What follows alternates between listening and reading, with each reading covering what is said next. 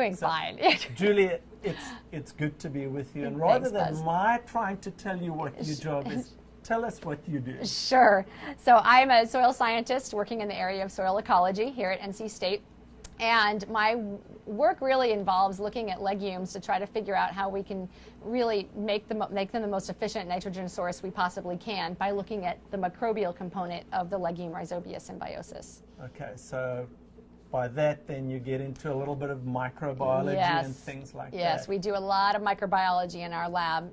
In particular, we really want to get to know how, when you take a strain of bacteria, and you look at its DNA, how does it differ from other strains of bacteria? Because you can have some that are very high performers and they fix a lot of nitrogen, and you can have others that don't really do a heck of a lot for the plant. Yeah, sorry. Okay, so Julie, tell us some of your more recent work. What's your favorite work that you've been doing? Is it sort of recent? Are there any things that have been real fun for you, real exciting? Yeah, I have two projects that I really enjoy. One is here in North Carolina, and the other is actually involving one of my graduate students, Mary Parr, who works in Malawi. And both of those regions are interesting in their own regard. So here in North Carolina, we're looking at cover crop legumes. So we only work with legumes because those are the plants that carry out the symbiosis with the rhizobia. And we're interested in looking at these legumes and the rhizobia associated with them to try to figure out how we can improve nitrogen fixation. Right. One of our big questions is when you apply an inoculant, so as you supply the plant with the bacteria before it grows. Bug in a jug. Bug in a jug, or in a packet, or in a dust, as it would be. You are putting that bacteria right next to the roots, those growing roots of the plant. And we've found that in many cases, the bacteria that's actually getting inside the nodule is not necessarily from the inoculant that we've added at planting. And for much of the science, it leads us to believe, or in the past has shown that assumed, it's assumed that when you put an inoculant on a seed at planting for a legume, that inoculant, that bacteria, that particular bug is who's getting in the nodule and fixing the nitrogen. But in our lab, we do a lot of things like grow a plant in the field, take it out of the field, take the bacteria out of the nodule, and look at its DNA. And so we can compare the DNA of the bacteria that we intended to be on at planting to the bacteria that's actually in the nodule. And in many cases, we find that they're not the same, which means that the legume is maybe taking bacteria from the surrounding soil, making the nodules from this sort of free-riding bacteria that's in the soil, and forming nodules using that source and not our inoculant. And so in some cases that can be just fine, where the plant is going to produce enough nitrogen, that rogue bug is going to just fix just as much as the inoculant would. But in some cases that's not true. And so we're at the point now when we understand that they're different, that some of these strains we're putting on might not be the ones that end up in the nodule. And we really want to know, well, does it matter? Is it efficient having these bacteria that are just floating around in the soil form the nodules, in which case if they're just as efficient and producing just as much nitrogen for the plant, then it might not matter, and farmers might not need to inoculate. And I think that might not be true for all systems, but in some of the systems we've looked at to date, it is true. That is pretty cool. So these microbes are already ready there in the soil. Are you finding some soils that have less of those microbes and some more? Yeah, one of our graduate students' work in the past showed that in systems where we have a history of planting of a certain legume, so in this case hairy vetch, which is a cover crop legume that a lot of farmers are interested in using, if you've planted it for five years in the past 10 years, 5 seasons, that you have an increase in soil bacteria enough so that you don't, in many cases, need to apply an inoculant. So it can be an interesting situation if you have a farmer that's planting a legume year after year after year. They might not need to add anything in the future when those seeds are growing. All right. So what about disturbed soils, highly tilled soils? Are you going to find less or more? Say now we're adding things like fungicides to the soil, and we're trying to kill basically all life. What does that do? What does tillage and what do tillage and other herbicide treatments do to the soil? Yeah, so what do these additives do to the soil microbial community? Well, with regard to rhizobia, the particular bacteria that we study, the jury's still out. We don't know a lot about what the effects are. However, when looking at the total soil community, so Yeah. that would include all the microbes, all the fungi Yeah. that help facilitate some of these transformations from one form of nutrient or element to another elemental form, Yeah. that we know that tillage does disturb the fungal population, so it Okay. might chop them up, and in systems where you have a lot of tillage, those fungal hyphae strands of fungi that are in the soil are chopped and not able to perform as efficiently as they would if they were intact. Okay. The bacterial end of it is a little bit different, and I'd say in that case it's really it depends on the species you're talking about. In some So situations, some will thrive in those tiny pore spaces. some may thrive, some may do better because they have more oxygen, but in many cases it shifts. You do have a shift from microbial community that exist in non-disturbed soils to ones that are disturbed, and it depends on which species you're looking at, what that change may be. So that's currently under study. You know, one of the interesting things about soil ecology and why I love it is that it's very different from above ground ecology. We still don't know a lot about what's below the soil. You've heard it talked about, I'm sure, as the big black box. Right. Ecologists, terrestrial ecologists, can go out and they can look at all the plants and say, okay, we have 5 sunflowers and we have 4 soybeans, and they can count and enumerate all those different species. Below ground, we're just at the beginning stages of understanding what those plants or those bacteria do. You can say that organism is different from that organism from that one. We know their DNA is different, but we're just at the beginning stages of figuring out what they do and how they function. Well, tell us about below ground biodiversity. How does that compare to above ground biodiversity? That's a hard question. Are you looking at more species below ground than when you... Yes, below ground there are many more species, or even divisions within species of different organisms. So in our research, we may look at one species of organism. We look at, for example, Rhizobium leguminosarum. It's one species of rhizobia that can form nodules with a select group of host plants. But within that species, we use molecular methods to tease apart the finer differences of DNA that might result in the different abilities of that bacteria to fix nitrogen. Right. So you can say, oh yes, they're all Rhizobium leguminosarum, but the degree to which they can fix nitrogen might differ, or the degree to which they might form nodules might differ based on these really subtle changes in DNA. So we really need some state-of-the-art, very state-of-the-art innovative techniques to look at some of these differences, because we need to look at their DNA. Okay, yeah, okay. Well, what about, oh, hello. It's the microwave. No, it's not the microwave. Oh, somebody's gel. Do you want to just stop and then restart? How many minutes were we there, Warren? What I'm also hearing you say, Julie, is that soil isn't just a medium to grow plants, because we kind of often hear this definition even in academic environments, that soil is a medium to grow plants. What would that kind of paradigm in your mind do compared to the paradigm you have in your head? That's a great question, because it's much more than just a medium in which we can grow plants. We now know, and I think a lot of that and a lot of the knowledge gaps we have now are really about the biology and some of these transformations that occur between, like in my studies, looking at different nitrogen species in the soil. So nitrogen species meaning different forms of nitrogen. Each one of those steps is handled by a different type of soil organism. And we're just starting to understand the diversity of how, say, ammonia moves to nitrate in soils, and some of the different bacteria that are involved in that transformation. So it really is, it's a complex system, and it's critical for the biology is critical for understanding how soil helps supply nutrients to plants, crop plants or otherwise. All systems have bacteria in them, or microbial populations that help with these transformations, and we really don't understand how they're functioning fully yet. Okay.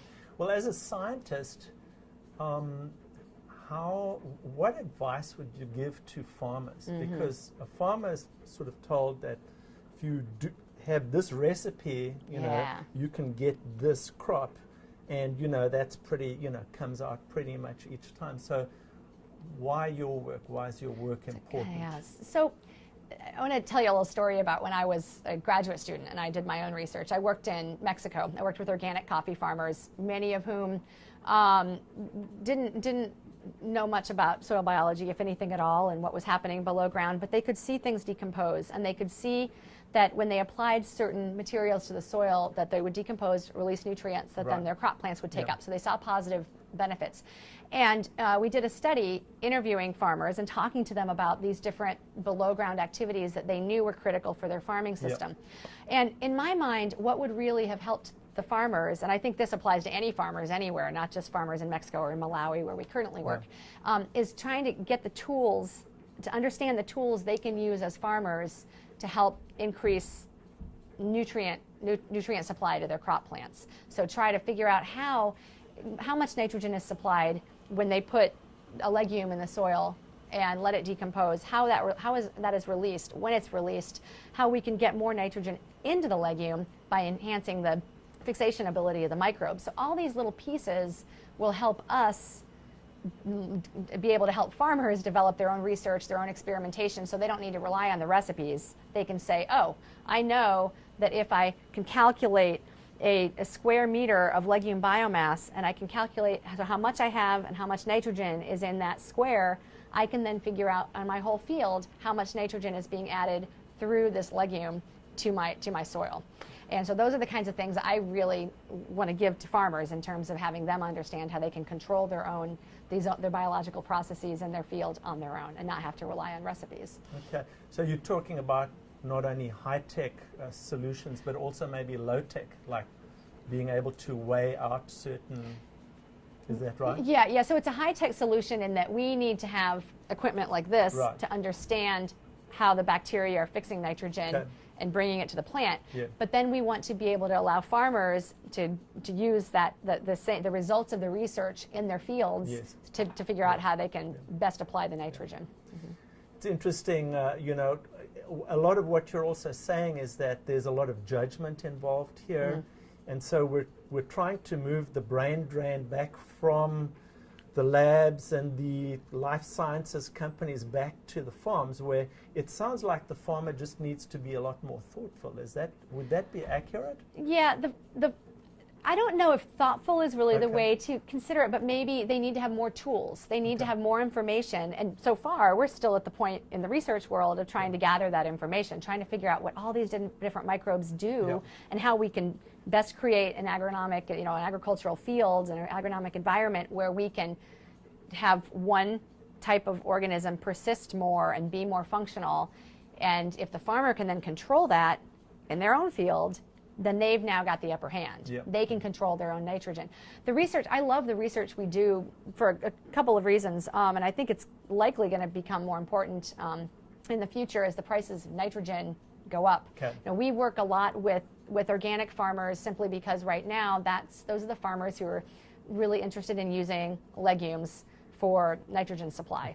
So the organic farmers, as well as working with farmers who don't have access to nitrogen fertilizers, hence the work in Malawi that we do right now.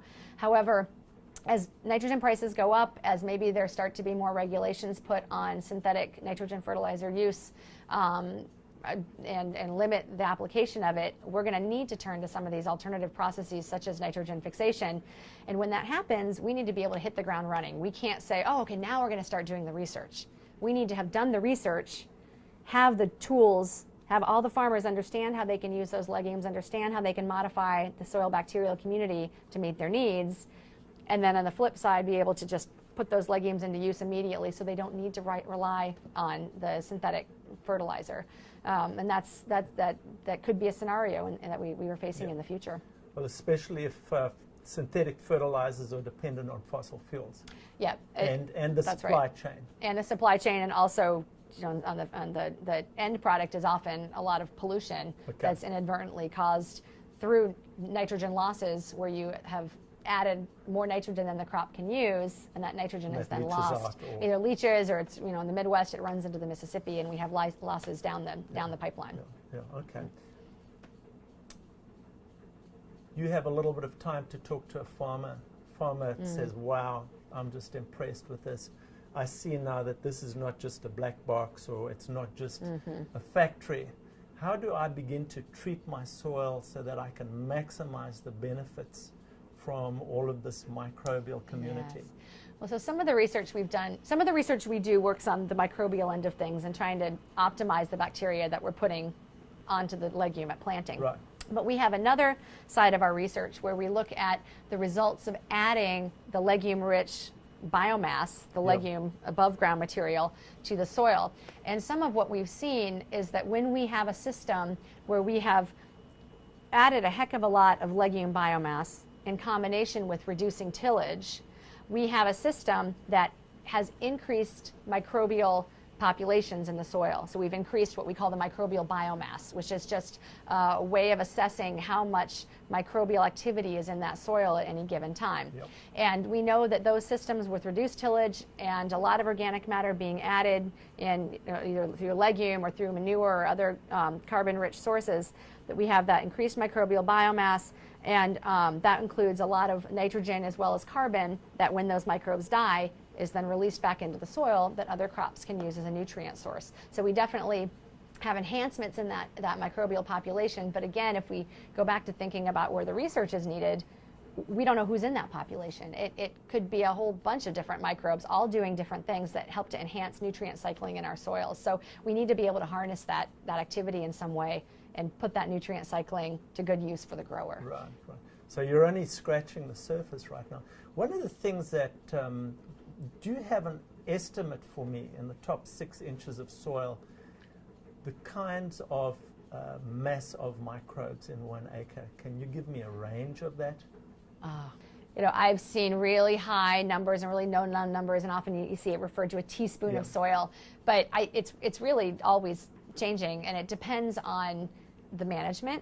So in our systems, I said, you have no tillage combined with these inputs, these organic inputs of carbon sources, so manure and cover crops, things like that. And in those systems, we know we have really high microbial populations, but it changes if you have a system that's using a lot of tillage. Right. And that goes down. So there's really not one take not I guess one, it. Not one particular Yeah. answer. We're Yeah. always looking for one answer. I know. I wish I would. I could have looked one up and felt really sure about it before I came in. There you go. All right, you're just dying to tell me about your Malawi Yes. project, and that's very close to my home country. So That's great. Yeah. So in Malawi, there's a lot of food insecurity, Right. and so one of the ways in which they've thought that it could be possible to try to alleviate some of that food insecurity is through using soybeans. Yes. And growing soybeans and using the beans by turning the beans into like a porridge or a mush that could be a very nutritious food source, especially for infants and children. Right. And so one of my graduate students came up with an idea, a project there to look at some of these special soybeans that they've developed in some of the research centers there that basically do not need inoculation. You don't need to add the bacteria at planting, and the soil bacteria whatever was there could form the nodules on the soybeans that were planted. And so her PhD project is looking at a diversity of different ecosystems in Malawi, some agronomic, some fields that have been farmed before, and some natural environments, trying to see if the bacteria necessary to form nodules on this soybean plant are already present, which is wonderful, because it means that if we can find those bacteria present in a lot of different systems throughout the country, that a farmer could potentially just have the seed, not need to have the bacteria, plant the bacteria into the field. Plant the seed into the field. Plant the seed into the field, and then have the bacteria already ready to form nodules on the plant. Yeah. So that's actually who has this gel running right now, and she's looking at some of these different DNA pieces from some of the bacteria that she's found in Malawi, and looking at how they differ. So how do these different strains of bacteria able to nodulate soybean differ across the various fields in these areas that are lacking in food and nutritious options for their family. Yeah. So it's an interesting project because it relies on really high-tech science, but also has a very meaningful result for the farmers in Malawi. Meaningful and, in a sense, low-tech as well. So we're letting nature take her course as well. Right, right. Yeah. Well, that's been fascinating talking to you. Thank you. I really appreciate it. It's wonderful sitting with a real scientist over here who views soils as these interconnected, mutualistic systems. Yeah. Well, thank you, Buzz. Soil is it's a fascinating thing, and I love the research I do. And I think it's going to result in something very useful for growers in the future. Thank you so much. Thank you, Buzz. How about some room tone?